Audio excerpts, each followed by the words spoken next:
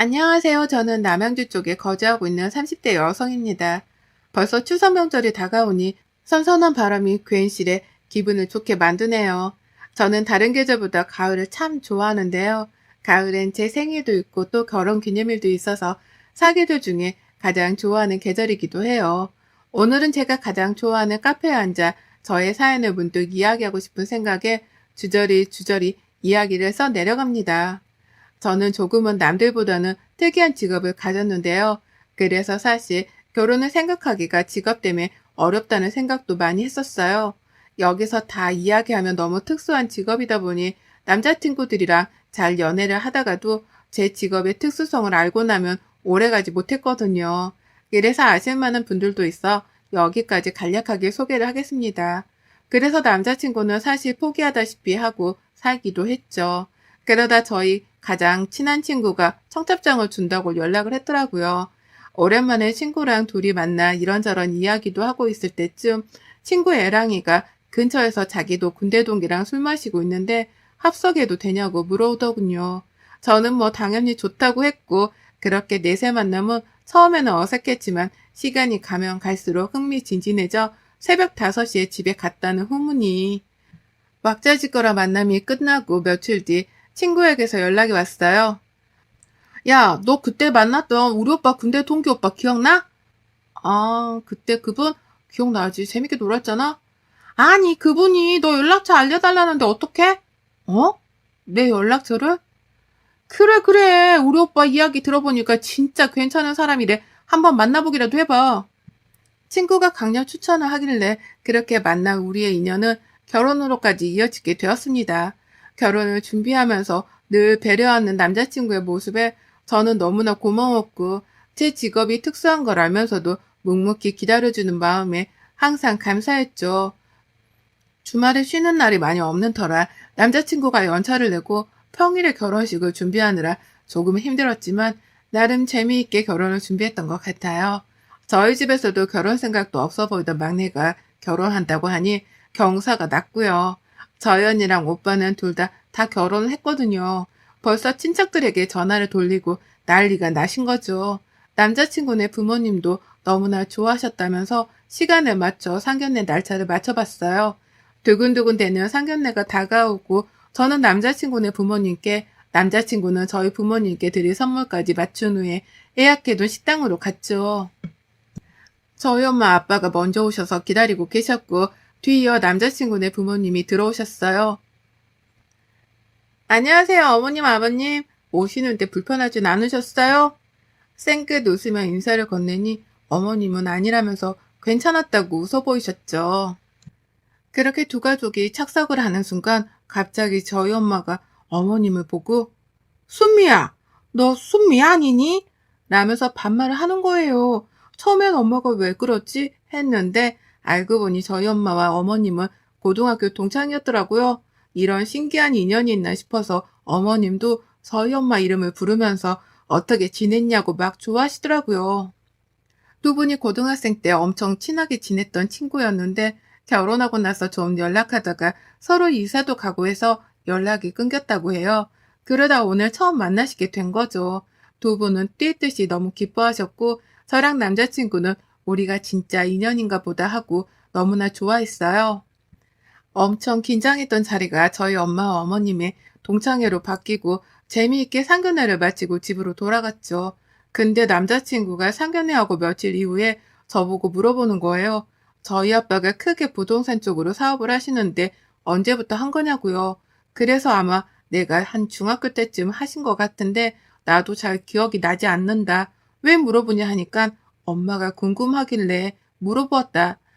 라고 했죠. 그냥 궁금하셨나 보다 싶어서 그냥 넘기려는데 엄마도 저한테 시어머니에 관련돼서 몇 가지 물어보시더라고요. 어디 사는지, 지금은 뭐하고 사는지 등등이요. 그래서 시아버지는 개인 택시 하시고 시어머님은 동네 옷가게에서 일한다고 말씀드렸죠.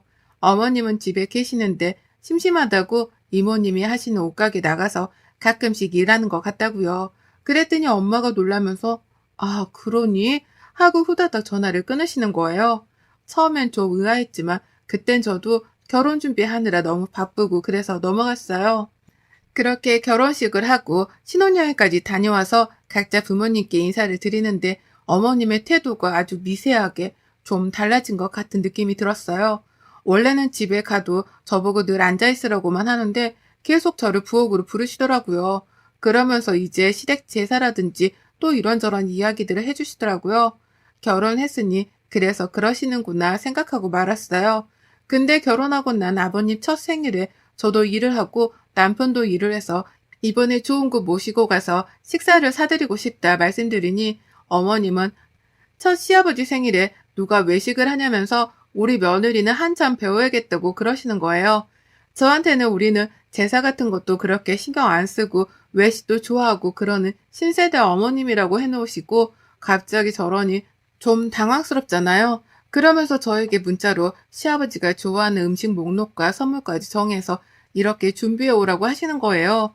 저도 맞벌이 하기도 하고 제 직업도 알면서 저러시니 조금은 서운했어요.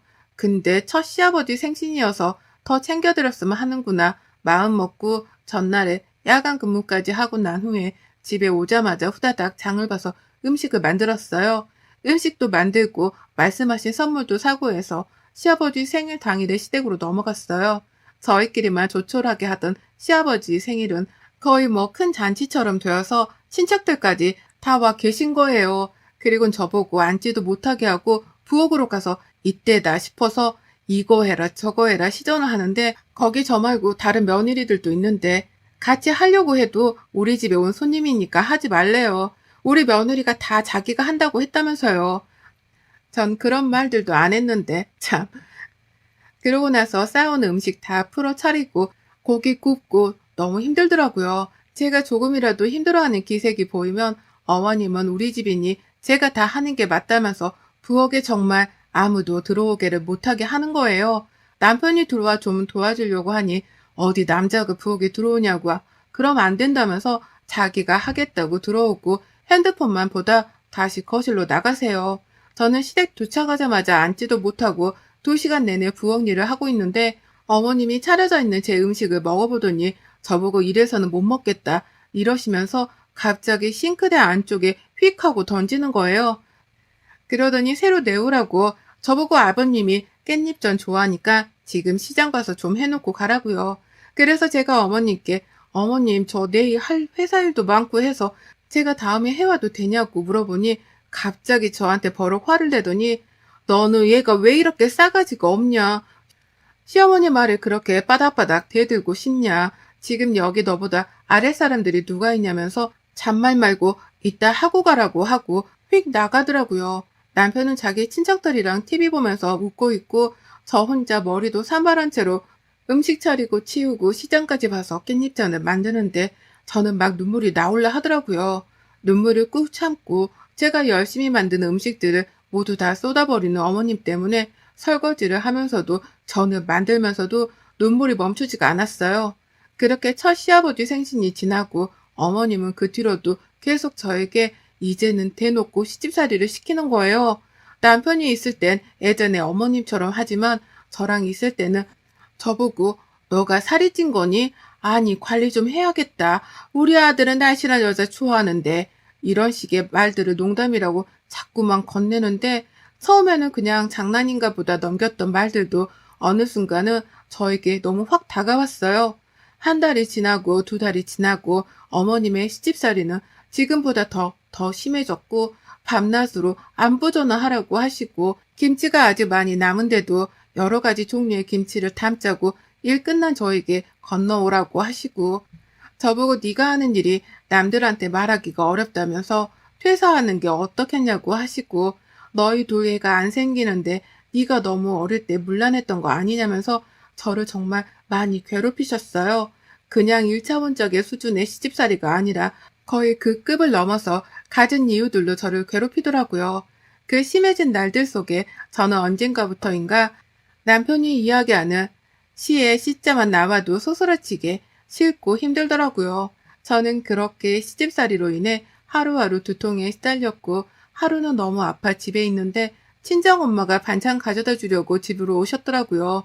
아픈 저를 보고 음식을 해서 가져다 주시는데 결혼하고 나서 엄마를 보니 왜 이리 눈물이 나는지 정말 주체할 수가 없겠더라고요. 엄마가 무슨 일이 있냐면서 박서방이랑 싸웠냐면서 물어보는데도 그냥 하염없이 울기만 했어요. 지금까지 시어머니 이야기를 안 했거든요. 근데 그날은 정말 엄마에게는 힘든 걸 꼭 말하고 싶어 엉엉 울며 결혼 전에는 어머님이 나한테 딸처럼 대해주시고 너무 잘해주셨는데 결혼하고 나니 180도 바뀌셔서 자꾸만 나를 힘들게 해서 너무 힘들다. 매일같이 전화해서 잔소리부터 시작하는데 정말 귀에 딱지가 앉을 것 같다. 시댁도 일주일에 2번 오라고 하고 매일 시아버지에게 안부 전화부터 시작해 시고모들한테도 생일에 기프트콘 보내드리고 전화도 드려라. 근데 박서방 안 시키고 꼭 나를 시킨다 등등의 이야기를 전부 다 털어놓았죠. 엄마가 갑자기 듣더니 결혼 전엔 안 그랬는데 후에 그런 거야? 이러면서 아무래도 너네 시어머니랑 얘기 좀 해야겠다고 하시는 거예요. 그래서 아니라고 그러다 괜히 나만 친정에 잃은 거밖에 더 되겠냐? 말하지 말라고 막 그랬죠. 그렇게 엄마한테 털어놓고 나니 좀 마음이 편안해졌어요. 엄마한테 이런 이야기를 털어놓은 후에 달라진 게 있다면 엄마가 남편을 대하는 태도였어요.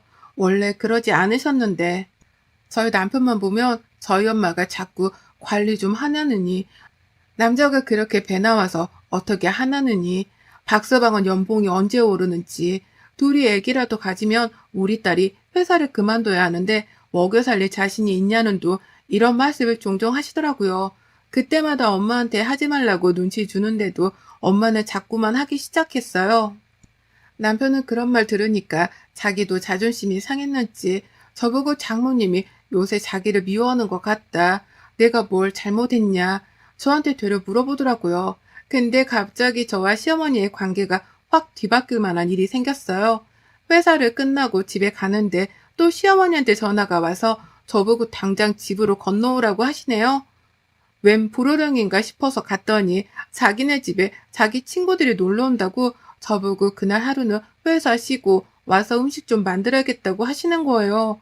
제가 요새 회사가 너무 바빠서 하루 시간 내기가 어렵다. 그냥 용돈 드릴 테니 맛있는 거 사드시면 어떻겠냐고 좋게 말씀을 드렸어요. 아니 네가 잘나면 얼마나 잘났다고 시어머니한테 잡아부터 대드냐. 하라고 하면 할 것이지. 뭔 말이 이렇게 많은 거야. 너희 엄마가 너를 그렇게 가르쳤니? 어른들한테 대들라고 시댁 무서운 줄도 모르고 네가 시댁을 얼마나 우습게 봤으면 지금 이렇게 말을 하냐? 삿대질로 막 뭐라고 계속 하는데 아무 대꾸도 안 하고 바로 엄마한테 전화를 걸었어요. 엄마 나야 우리 시어머님이 자꾸 나보고 가정교육 못 받았다고 해서 어떻게 대답해야 할지 몰라서 엄마한테 전화했어. 딱 이 말만 하니까 시어머니는 그제서야 정신을 차리셨는지 아 그 말은 이라면서 말을 흐리시고 엄마는 곧바로 시댁으로 오신다고 기다리라 하셨어요.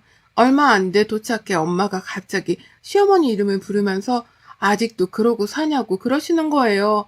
그러면서 옆에 있던 생수통에 물을 뿌리면서 너는 남 괴롭히는 버릇 아직도 자식을 낳아도 그렇게 사냐면서 그러니까 네 인생이 이러는 거야. 이러고 막 뭐라고 하시더라고요.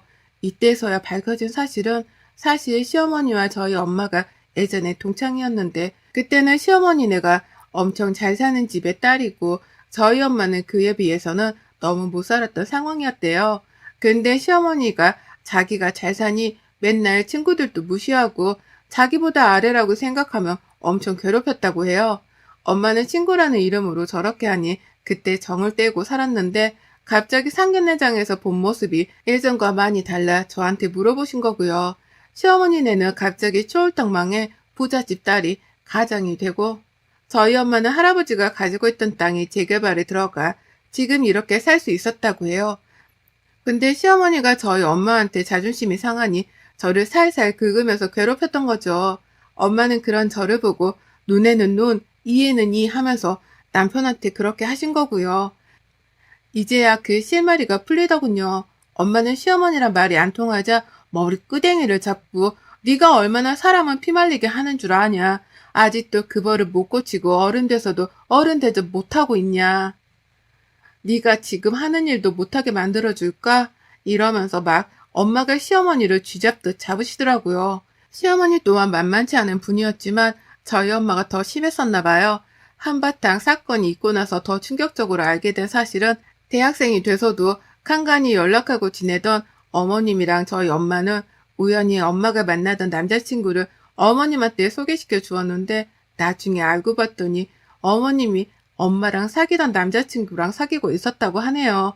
근데 아이를 그때 가졌다고 들었는데 딴 사람이랑 결혼한 걸 보고 그때 그 아이는 지우고 헤어졌구나. 엄마는 딱 눈치를 챈 거고 그 일이 있은 후 연락을 서로 안 하게 된 거고 이번에 저희 상견례장에서 만나게 된 거죠. 서로 상황이 아예 뒤바뀐 채로요. 어머님은 그때부터 저를 시집살이 시작했고 그렇게 하면 제가 제 발로 이혼할 거라고 생각을 하셨대요. 근데 너무 제가 오래 버티니 안 되겠다 싶어서 강도를 더 높인 거고요. 결국에는 어머님이 과거에 저지른 잘못으로 저희까지 갈라놓으려 하셨으니까요. 이렇게 제가 다 알게 된 이상 저는 어머님의 잘못을 위해 저를 이렇게까지 만든 걸 용서할 수가 없었고 시아버지나 남편에게 이 사실을 모두 다 밝히기로 했어요. 다 모인 자리에서 어머님이 지금까지 한 만행을 전 다 밝혔고 어머님은 울고불고 저에게 뭐 하는 짓이냐고 소리치셨지만 있는 그대로 사실만 말했다고 했어요. 거짓말이라고 생각하신다면 저희 부모님을 불러드리겠다. 그렇게 저는 그 자리를 나왔습니다. 어떻게 보면 그렇게 숨기고 싶던 과거를 자기가 이야기한 셈이 아닐까 싶었어요. 저는 친정 부모님께 이러한 상황을 다 이야기하고 남편과 헤어져야겠다는 뜻을 밝혔습니다. 남편에게 협의이혼을 요구했고 남편은 내가 엄마 일 다 사과할 테니 이혼만은 하지 말아달라고 부탁하길래 내가 어머님 때문에 힘들고 당신은 나보고 늘 우리 엄마는 그런 사람이 아니다. 네가 너무 예민한 거 아니냐 등의 말로 나를 2번 죽였다고 했어요. 어머님이 나한테 그러신 이유까지 아니 사실 더 이 결혼 생활을 유지하는 건 우리 엄마에 대한 도리가 아닐 것 같다 라고 짐 싸서 집을 나왔어요. 이혼을 끝까지 못 해주겠다던 남편이라 재산 분배를 꼭 하자면서 소송을 걸었고 소송 중에 어머님은 저희 집으로 찾아오셨죠. 저보다 엄마와 이야기하고 싶다고 했고 저는 방에 들어가 있었어요. 어머님은 저희 엄마에게 그동안 살아오면서 있었던 일들에 대한 진심 어린 사과를 하셨고 자기가 지금까지 지켜온 과거의 거짓말이 너로 인해 너의 딸로 인해 탄로날까봐 걱정이 돼 나도 모르게 나쁜 마음을 먹었다. 오랜만에 만난 동창이 나와 바뀌어있는 모습을 보니 배도 아프고 이래저래 자기가 나쁜 마음을 먹었다며 싹싹 제발 용서해달라 하시더라고요. 그러면서 저를 막 불러서 이야기를 하시는데 시아버지께도 자기가 그런 적이 없다면서 잘못한 거라고 한 번만 말해달라 싹싹 울면서 비시는데 엄마는 더 이상 할 말이 없다며 방으로 들어가셨어요. 저는 어머니께 딱 잘라 말했어요. 어머님, 지팔 직권이라는 말 아세요? 지팔자 지가 꼬는 거예요. 그러게 멈추셨어야죠. 그랬으면 멈추고 다시 좀 새롭게 사시지 그러셨어요? 그렇게 남들 괴롭히면서 사시면 마음이 좀 편하세요? 어차피 이판사판으로 저도 남편이랑 헤어질 생각으로 했던 일이고 어머님이 더 살라고 해도 더 살 생각도 없어요. 죄송하지만 어머님 아들 되게 괜찮다고 생각하지 마세요. 제 친구들 남편에 비하면 남편은 정말 아무것도 아니에요. 그냥 일반 회사의 과장이나 달고 있지. 제가 어머님 아들보다 2배의 연봉을 더 받아요. 근데 남편 자존심 상할까봐 지켜준 것 뿐이죠. 남편도 알아요. 자기가 못났다는 거요. 그러니까 이제 그만하시고 자기 아들 걱정이나 좀 하시면서 사세요, 제발. 어머님 아들 매일 회사에서 진급 밀리는 건 아세요? 어머님 아들이 딱 그 수준이에요. 어머님도 마찬가지고요. 근데 제가 착했기 때문에 그동안 시댁이라는 이유로 참아드린 것 뿐이죠. 저를 막 간곡하게 잡는 어머님의 손을 뿌리치고 또다시 찾아온 그땐 시아버지한테 전화할 거라고요. 그리곤 저는 친정으로 갔어요. 이런 상황이라 더 이상 결혼 생활을 이어가는 것이 어렵다고 판단했고 엄마 아빠한테 큰 죄를 지었지만 헤어지고 혼자만의 삶으로 다시 돌아가고 싶다고요. 엄마 아빠는 네가 행복한 일만 생각하면서 살라고 하셨고 그렇게 몇 달간의 이혼 소송이 계속됐어요. 소송까지 한 이유는 남편이란 놈이 제가 사온 집도 반반 해야 한다면서 소송을 걸었거든요. 집도 시댁에서 보태주기 어려워 저희 집에서 사주신 집에 들어갔는데 반은 제 거라면서 그러니 돈이라도 가지고 싶어서 저랬겠죠 뭐. 사람이란 게 참. 이혼 소송 결과 집에 대한 이야기는 혼인 기간이 너무 짧아 해당이 안 된다고 했고, 오히려 저에게 위자료를 지급하라는 판결이 내려졌습니다. 그렇게 다시 저는 혼자 있는 삶으로 돌아갔고, 지금 생각해보면 저에게 결혼은 사치가 아니었나 싶기도 합니다. 또 어머님의 죄를 꼭 가족들에게 알렸어야 했나 생각이 가끔 들기도 해요. 하지만 알린 건 제가 얼마나 많은 고통 속에서 살아왔는지를 알리고 싶었어요. 그게 이루어지기도 했고요. 어머님은 시아버지랑 지금 이혼을 접수해 기다리고 있는 중이라고 하시더군요. 아버님이 어머님을 용서하지 못한 것 같아요. 과거에 있는 일보다 지금 했던 일들이 아버님한테는 많은 충격으로 와 닿으신 것 같더라고요.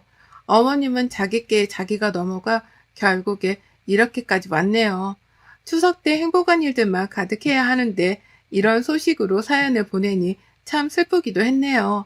하지만 누구에게도 말 못할 걱정과 고민이었는데 사연을 보내 모든 이야기를 솔직하게 털어놓으니 마음이 한결 편안해져요.